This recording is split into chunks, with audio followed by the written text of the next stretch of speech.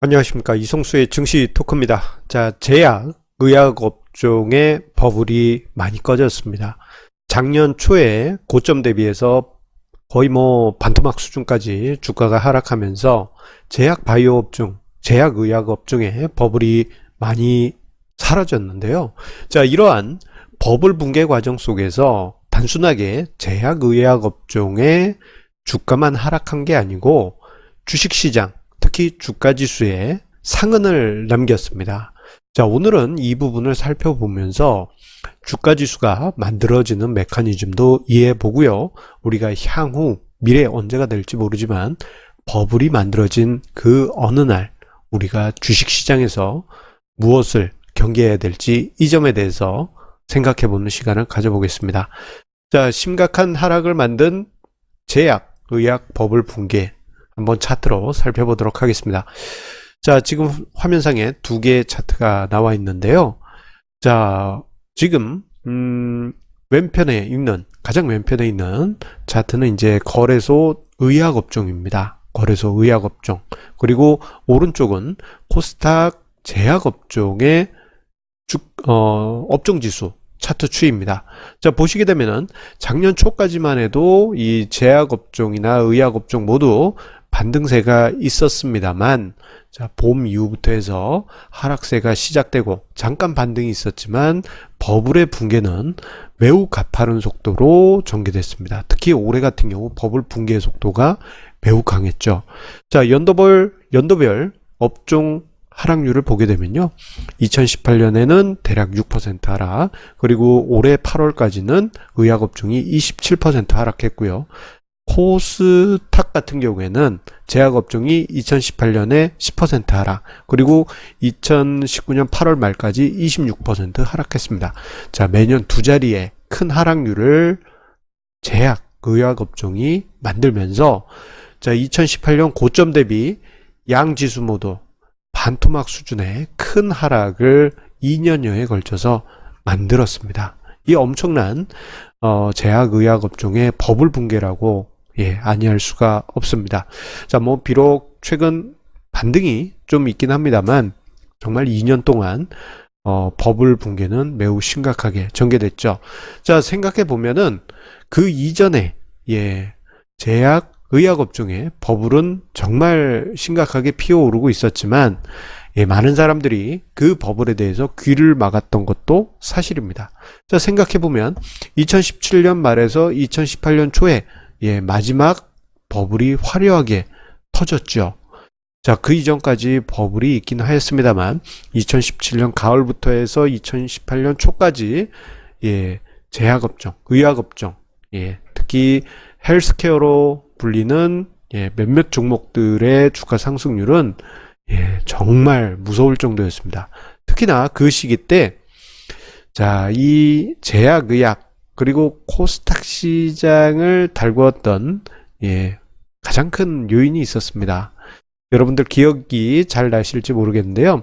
자, 은행의 코스닥 ETF 신탁이 2017년 후반부 말부터 해서 2018년 초까지 엄청나게 자금을 끌어와서 강하게 코스닥 150 종목에 자금을 집행을 했는데, 코스닥 150 그때 당시 대부분이 다 제약업종이었습니다. 거의 대부분이 그랬어요. 그러다 보니 제약업종, 의약업종의 상승이 마치 불꽃놀이처럼 화려하게 만들어졌죠.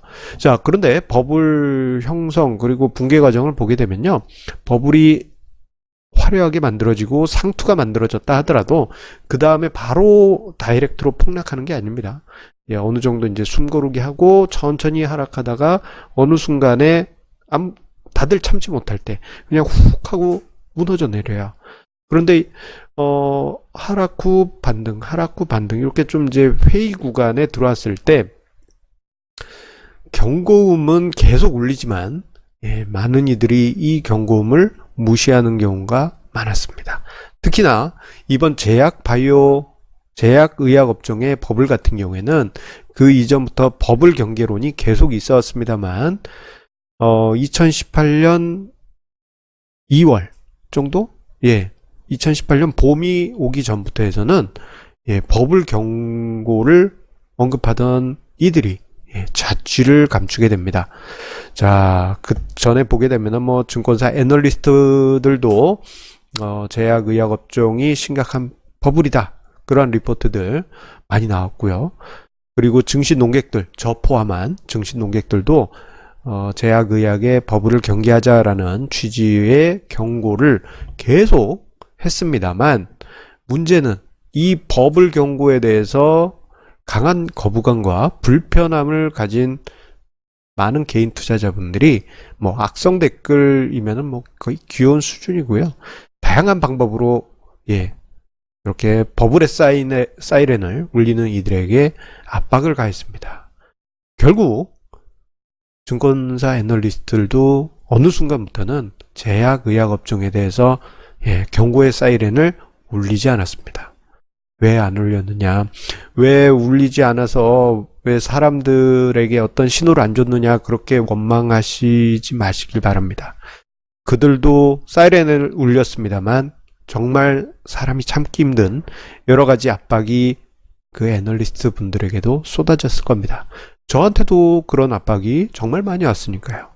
말로 표현할 수 없을 정도입니다. 자, 그런데 그 버블의 경고 사이렌이 사라졌을 때 일단은 해당 업종의 투자자들은 환호를 했겠죠. 우와, 아무도 매도하라는 얘기 안 해, 버블 경고 안 해, 역시 성장주인가 봐, 그렇게 생각했겠지만 오히려 그때부터 균열이 가고 하락하기 시작한 그러한 모습이 나타났습니다. 참 아이러니한 일이죠. 자, 그러면서 올해 여름까지 버블이 붕괴되는 전형적인 모습이 나타났습니다. 자, 그런데 이 제약의약 업종의 버블 붕괴 과정을 보다 보면요, 과거에 코스닥 시장에서 여러 번에 걸쳐서 발생했던 버블 붕괴, 이 과정에서 나타났던 현상들, 그리고 주가 지수에 미치는 영향들이 공통적으로 또다시 리핏되는 그러한 느낌을 받았습니다. 자, 보통 버블이 형성되는 기간에는요, 이런 조건이 필요합니다. 버블이 형성될 수도 있어요. 주식들이. 그런데 이 버블이 어떤 합리적인 주가 수준을 유지하거나 또는 심각한 하락을 만들지 않으려면 버블이라고 하는 그러한 종목들이 실적을 꾸준히 내주면 됩니다. 뭐 미래 성장 기대치가 있으니까 지금은 버블이지만 미래에 진짜 어떤 숫자를 보여주면 됩니다. 실적이. 자, 그런데 이런 버블 분위기가 만들어질 때 어떤 일들이 벌어지느냐, 그 분위기에 편승해서 신규 상장 종목들이 비싼 가격에 상장됩니다. 버블 주가로 상장을 해요. 자, 그러면서 보통 보면 이제 어떤 버블 업종이 주도해서 증시를 버블을 만들었다 그러면은 그 섹터에 종목이 신규 상장하는 경우가 대부분입니다. 그런데 그 종목들이 비싼 값에 상장했어요. 와! 그러면서 시가총액 상위 종목에는 그 버블 업종군의 종목, 버블 신규 상장주 이렇게 바글바글하게 위에 모여 있겠죠. 그런데 버블이 있는 그 종목들이 실적이 받쳐주지 못하기 시작하면요, 주가 하락이 발생합니다. 그러면은 시가총액 상위에 있는 버블 종목이기 때문에 얘네들이 주가가 하락하면 주가 지수에 다이렉트로 하락세를 만들게 됩니다. 자, 그러면서 주가 지수의 낙폭이 점점 심하게 돼요. 자, 그런데 시가총액 상위 종목군들이 버블 종목이다 보니까 이 종목들이 주가가 하락하다 보면요, 주가 지수 측면에서는 전저점을 붕괴시키게 됩니다. 이러한 현상이 코스닥 시장에선 과거에 여러 번 반복이 됐습니다. 대표적인 예로 1999년 IT 버블 당시를 보게 되면요, 그때 당시 버블이 막 일어날 때 정말 지금으로선 상상할 수 없을 정도의 가격으로 닷컴, IT 기술주들이 상장을 하고 그 종목들이 와, 우리는 뭐 지금 뭐 액면가의 10배지만 100배, 1000배 갈 거야, 막 이런 식의 분위기였어요. 자, 그러다가 그 종목들이 다 같이 버블이 깨지기 시작하니까 주가 지수가 깨지는 수준이 아니고 이건 그냥 그냥 밑이 없는, 그냥 쭉 하고 추락하는 그런 상황이 만들어지게 됩니다. 자, 그러면서 저렇게, 자, 2000년 IT 버블 붕괴 이후에 전저점이 붕괴되는 수준을 넘어서 아예 최고점 대비 6분의 1 토막. 이거 상상할 수 없는 수준이죠. 그렇기 때문에 버블이 형성된 증시 같은 경우에는, 그리고 버블이 형성된 증시를 구성하는 업종이 시가총액의 상위권을 차지하고 있다 한다면은 그 주가 지수는 반드시 버블 붕괴 후 엄청난 후유증이 만들어지게 됩니다. 자, 코스닥 시장이 지금 올해도 또다시 전저점을 위협받는 이유도 이러한 데서 우리가 원인을 찾아볼 수 있겠습니다. 이건 아주 중요한 주가 지수가 만들어지는 메커니즘이에요. 자, 그런데 앞서 언급드린 대로 이 의약 제약 업종의 시가총액이 버블 단계에서 높은 수준에 있게 되면은 주가 지수에 큰 악영향을 미치게 됩니다. 그런데 2018년 연말, 그러니까 2019년 넘어오기 직전이죠. 그때 당시 의약 업종의 코스피 시가총액 비중은 6%, 코스닥 제약 업종의 코스닥 시장 내 시총 비중은 13%에 이릅니다. 코스닥 시장에서의 제약 업종 비중 엄청난 거죠. 자, 그런데 올해 8월 27일까지, 자, 지난달 말이죠. 자, 의약 제약 업종의 하락률은 30% 수준입니다. 자, 그런데 자, 시총 비중과 업종 하락률을 곱하게 되면 주가 지수 하락률의 퍼센트 포인트를 계산할 수 있어요. 즉, 코스피 종합주가 지수 같은 경우 코스피 의약 업종의 폭락으로 인해서 1.8% 포인트 하락의 원인이 되었고요. 코스피 지수 같은 경우에는 제약업종, 코스닥 제약업종의 하락으로 인해서 코스닥 지수가 4% 포인트나 하락하는 원인이 되고 말았습니다. 자, 이 수준을 코스피 종합주가 지수와 코스닥 지수의 낙폭하고 비교를 해보게 되면요.